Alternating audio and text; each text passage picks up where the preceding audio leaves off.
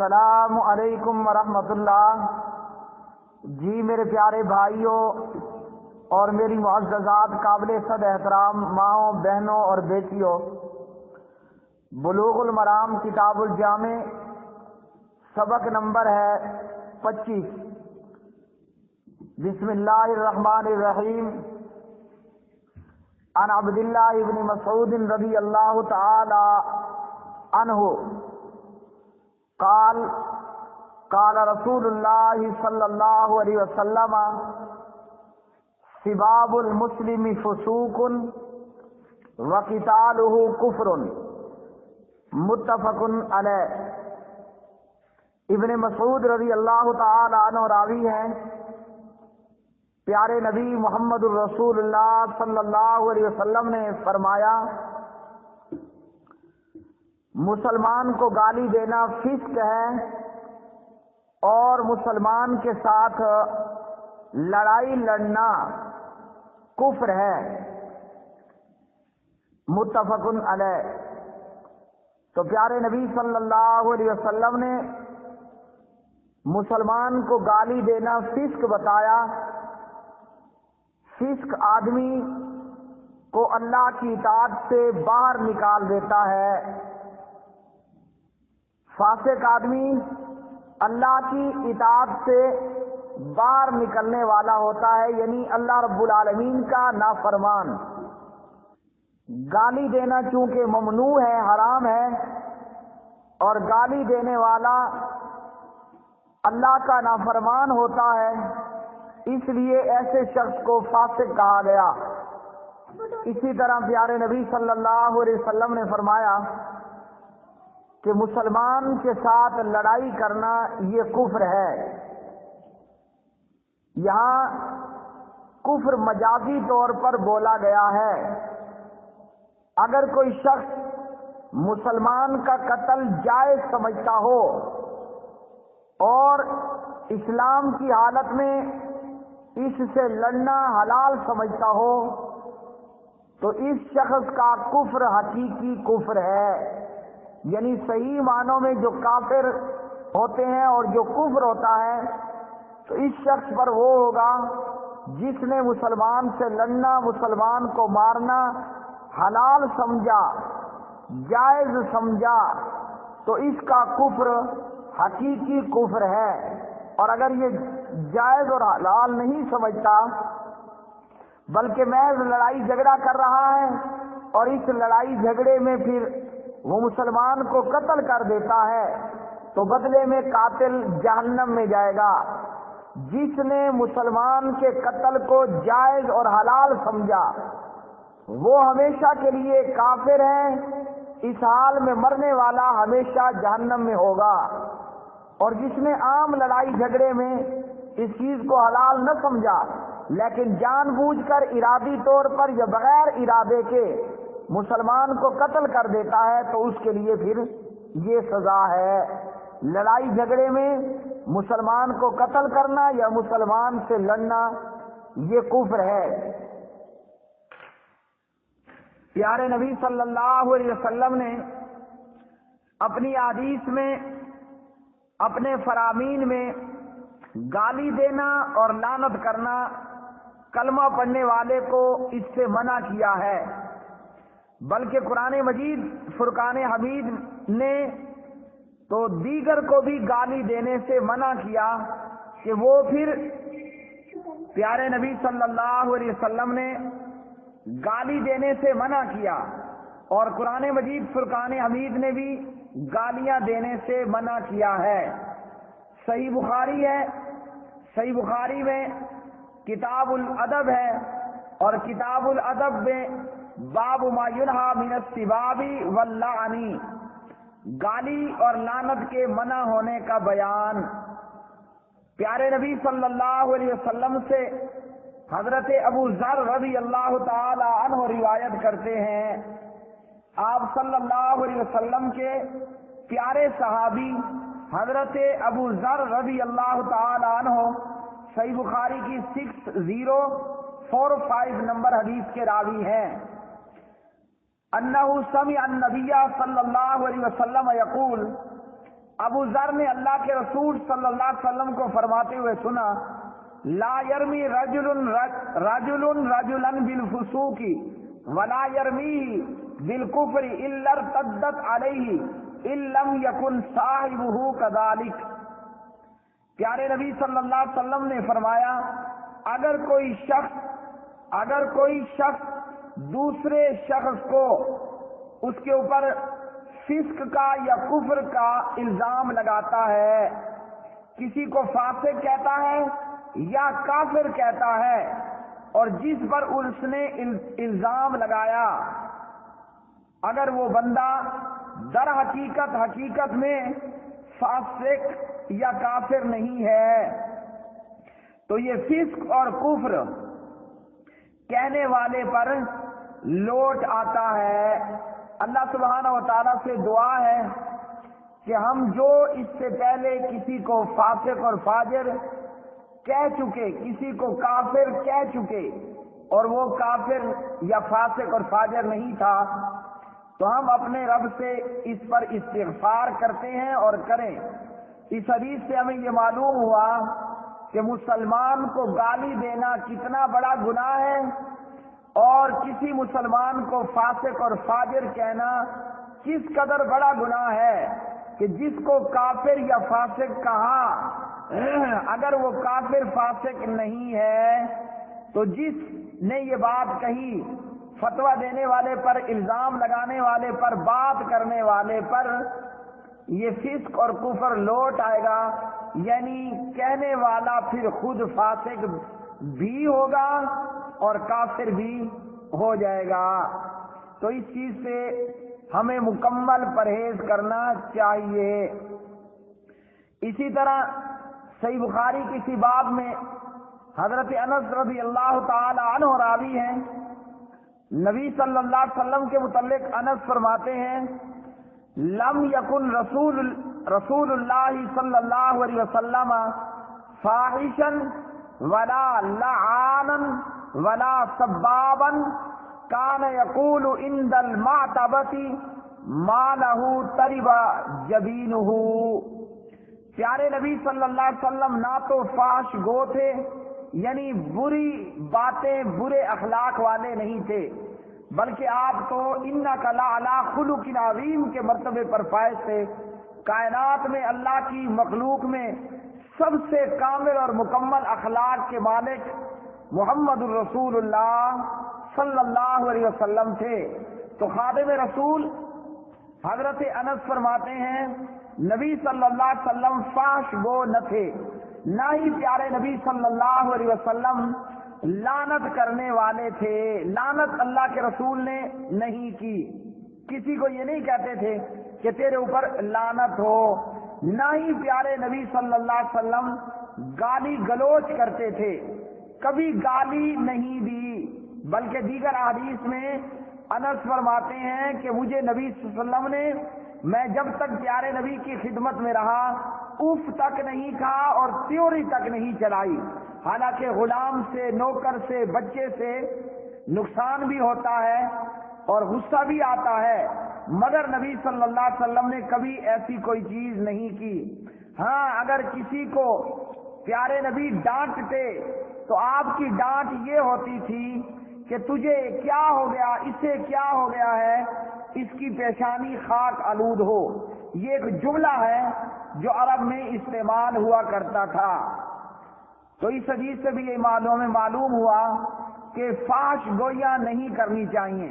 اور آج اگر ہم اپنا معاملہ دیکھیں، فحش گو، بری زبان، بلکہ ہمارے ہاں تو حال یہ ہے کہ فحش گوئی، گالم گلوچ بطور مذاق کیا جاتا ہے، ایک دوسرے کی ماں کو، ایک دوسرے کی بیٹی کو، بہن کو، ایک دوسرے کی ذات کو بطور مذاق گالیاں گلوچ دی جاتی ہیں، فحش گوئیاں کی جاتی ہیں، جبکہ لعنت کرنا نعوذ باللہ ہمارے یہاں عام ہے، اور اکثر مائیں اپنے بچوں کو لعنت کر رہی ہوتی ہیں، اکثر مائیں اپنے بچوں کو لعنت کر رہی ہوتی ہیں، یا باپ اپنے بیٹے کو لعنت کرتا ہے، یا استاد اپنے شاگرد کو یا مالک اپنے نوکر پر لعنت کر رہا ہوتا ہے۔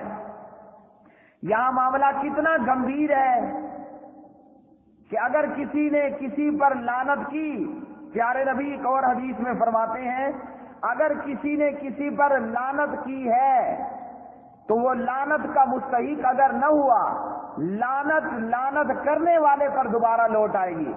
جیسا کہ کسی کو فاسق کہا، کسی کو کافر کہا، اور اگر وہ اس کا مستحق نہ ہوا تو فاسق اور کافر یہ شخص خود ہو جائے گا۔ اسی طرح کسی کو لعنت کی، اگر وہ لعنت کا مستحق نہیں تو لعنت کائنات بھر میں آسمان زمین میں گھومتی ہے اوپر نیچے، اگر وہ لعنت جس پر لعنت کی گئی وہ مستحق نہیں ہوتا تو لعنت کرنے والے پر واپس لوٹ آتی ہے۔ اور اسی طرح پیارے نبی صلی اللہ علیہ وسلم گالیاں دینے والے نہیں تھے، بلکہ آپ صلی اللہ علیہ وسلم خلق عظیم کے مالک تھے۔ اسی طرح پیارے نبی صلی اللہ علیہ وسلم اسی باب میں فرماتے ہیں، اور اس کے راوی ہیں پیارے نبی صلی اللہ علیہ وسلم سے حضرت ثابت بن ضحاک فرماتے ہیں کہ پیارے نبی صلی اللہ علیہ وسلم نے فرمایا من حلف علی ملت غیر الاسلامی فہو کما قال، جس بندے نے ملت اسلام کے علاوہ کسی دوسرے مذہب کی قسم اٹھا لی تو پیارے نبی فرماتے ہیں تو وہ اپنے کہنے کے مطابق بن جاتا ہے۔ اسی طرح آپ صلی اللہ علیہ وسلم نے فرمایا وَلَيْسَ عَلَى ابْنِ آدَمَ نَظْرٌ فِيمَا لَا يَمْلِكُ، ابن آدم کا کسی ایسی چیز کے متعلق نظر ماننا صحیح نہیں جس کا وہ مالک نہیں ہے۔ اسی طرح آپ نے فرمایا وَمَنْ قَتَلَ نَفْسَهُ بِشَيْءٍ فِي الدُّنْيَا عُذِّبَ بِهِ يَوْمَ الْقِيَامَةِ، جس نے دنیا میں جس چیز سے خودکشی کی وہ قیامت کے دن اسی چیز کے ساتھ عذاب دیا جائے گا۔ اور فرمایا وَمَنْ لَعَنَ مُؤْمِنًا فَهُوَ كَقَتْلِهِ، جس نے کسی مومن پر لعنت کی تو لعنت کرنا مومن پر مومن کو قتل کرنے کے مترادف ہے۔ تو اس حدیث سے بھی معلوم ہوا کہ کسی پر لعنت کرنا کس قدر بڑا اور بھاری کام ہے، کہ مسلمان کو کہنا کہ تیرے اوپر لعنت ہو تو لعنتی ہے، یہ کس قدر بھاری کام ہے کہ گویا لعنت اگر کسی مسلمان پر کی گئی ہے تو وہ اس کے قتل کرنے کے جیسا ہے۔ اور فرمایا وَمَنْ قَذَفَ مُؤْمِنًا بِكُفْرٍ فَهُوَ كَقَتْلِهِ، جس نے کسی مسلمان کو کافر کہا، اس کے کافر ہونے کے متعلق کہا کہ یہ کافر ہے تو یہ بھی اس کو قتل کرنا اس کے مار ڈالنے کی طرح ہے۔ تو نبی صلی اللہ علیہ وسلم نے اپنی حدیث میں لعنت کرنے سے اور کسی مومن کو کافر کہنے سے منع کیا ہے۔ تو اس حدیث میں بھی ہمارے لیے وعید ہے، جو لوگ حضرت ابو بکر، عمر، عثمان اور عائشہ اور حفصہ اور معاویہ اور ابو سفیان وغیرہم رضوان اللہ علیہم اجمعین، ان حضرات مقدسہ پر یہ جملے استعمال کرتے ہیں، نقل کفر نباشت، نعوذ باللہ من ذالک، استغفر اللہ العظیم، یعنی جو لوگ جناب ابو بکر پر لعنت کرتے ہیں، عمر پر، عائشہ پر، ان کو گالیاں دیتے ہیں، ان کو کافر کہتے ہیں، اور یہ عقیدہ رکھتے ہیں کہ نبی کی وفات کے بعد نبی کے صحابہ نعوذ باللہ مرتد ہو گئے سوائے چند کے، تو یہ کتنے کام کر رہے ہیں؟ ایک تو گالی اور وہ بھی صحابہ کو، لعنت اور وہ بھی صحابہ پر، کفر اور مرتد ہونے کے فتوے وہ بھی صحابہ پر، فاحشہ اور زانیہ ہونے کے فتوے وہ ازواج مطہرات پر، جبکہ اللہ کا قرآن ابو بکر پر گواہی، عمر پر گواہی، عثمان پر گواہی، معاویہ پر گواہی، ابو سفیان پر گواہی، عائشہ پر گواہی اور حفصہ پر گواہی دینے والا ہے۔ کیا؟ اعوذ باللہ من الشیطان الرجیم، اولئک الذین امتحن اللہ قلوبہم للتقوی۔ اللہ نے جماعت صحابہ رضوان اللہ علیہ مجمعین کا امتحان لیا، صحابہ نے امتحان دیا، اور اللہ نے امتحان لیا، صحابہ نے امتحان دیا۔ صحابہ نے رزلٹ کیا پایا؟ فرمایا اللہ کو رزلٹ ملا تقوی، اللہ کا ڈر، اللہ کا خوف، اور اللہ سبحانہ و تعالیٰ نے اس رزلٹ پر انعام کیا دیا، لہم مغفرۃ و اجر عظیم، ان کے لیے بخشش ہے اور اجر عظیم ہے۔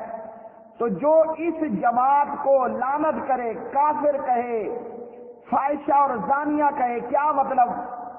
کہ جتنے بھی لوگوں نے، وہ چاہے کوئی بھی ہوں، کالے کپڑے پہننے والے اندر اور باہر سے کالے ایرانی ہوں، یا یمن کے حوثی باغی ہوں، جنہوں نے صحابہ پر لعنت ملامت کی، ان کے کافر اور مرتد ہونے کی بات کی، یہ شخص بغیر، یہ لوگ بغیر کسی شک کے خود کافر ہیں، خود ملعون ہیں، اور خود فاسق اور فاجر ہیں۔ کیوں؟ کہ نبی صلی اللہ علیہ وسلم نے ہمیں بتلا دیا کہ جو شخص کسی پر فاسق ہونے کے اور کفر ہونے کے فتویٰ لگاتا ہے اور وہ اس طرح نہیں ہے، الا ارتدت علیہ، یہ کفر اور فسق و فجور کے فتوے اور لعنتیں یہ کہنے والے پر لوٹ جاتی ہیں۔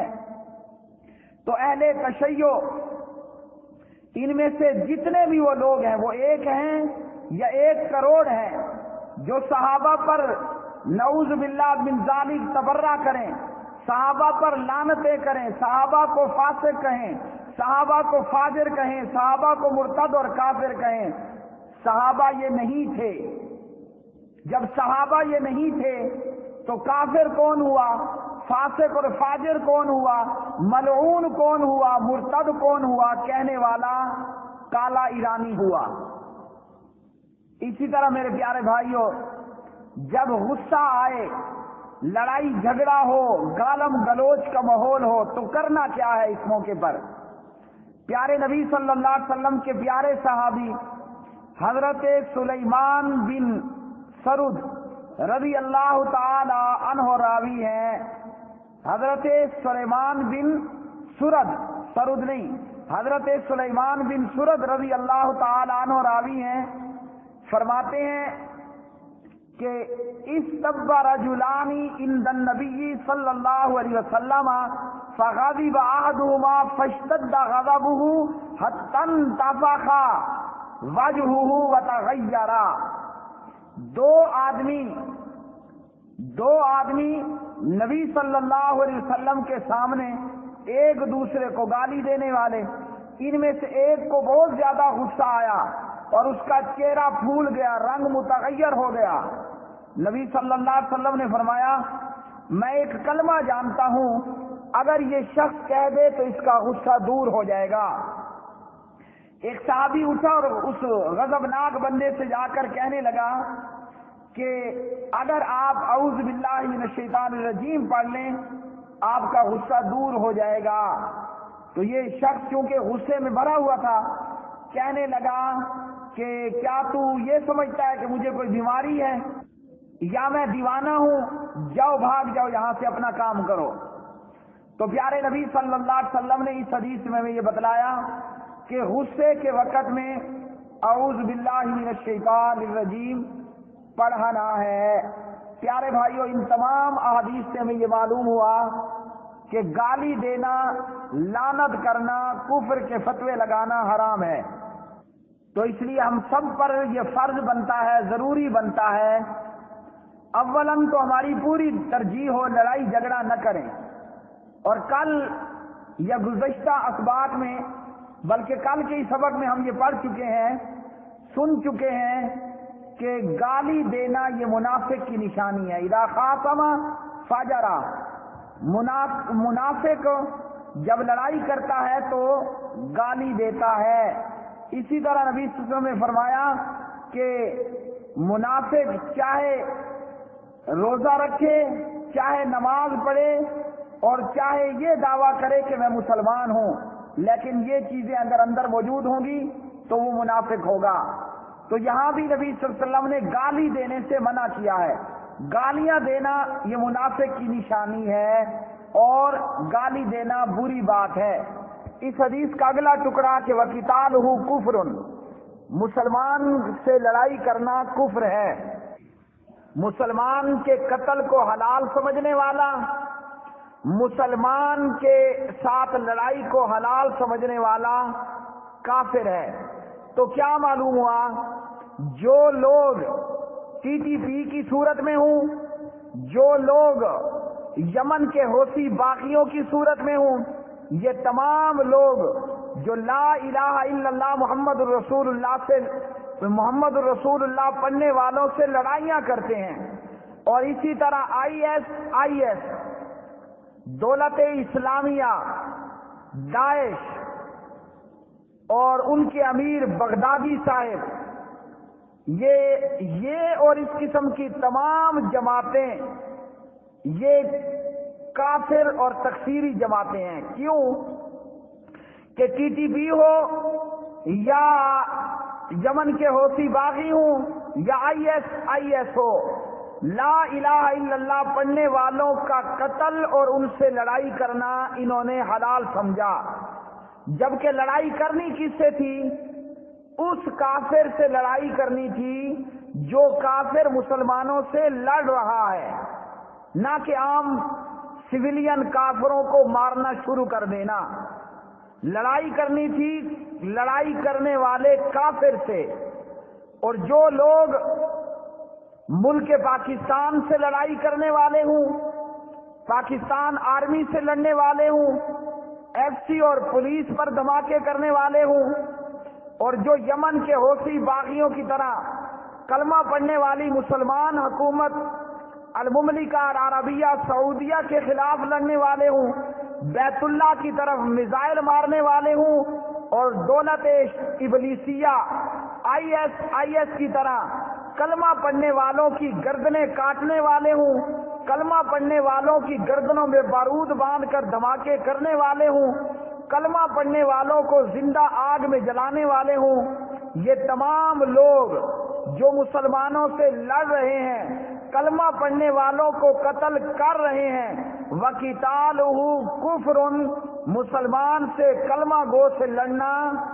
یہ کفر ہے۔ اور اسی طرح ان سے بعد ہمارا معاملہ کہ ہمارے کلمہ پڑھنے والے مسلمانوں کے اندر موجود مختلف مسالک اور فرقے، علمی اختلاف اپنی جگہ پر، لیکن مخالف فرقے کی جان کے درپے ہونا اور اس پر کافر ہونے کے فتوے لگانا یہ قطعاً درست نہیں ہے۔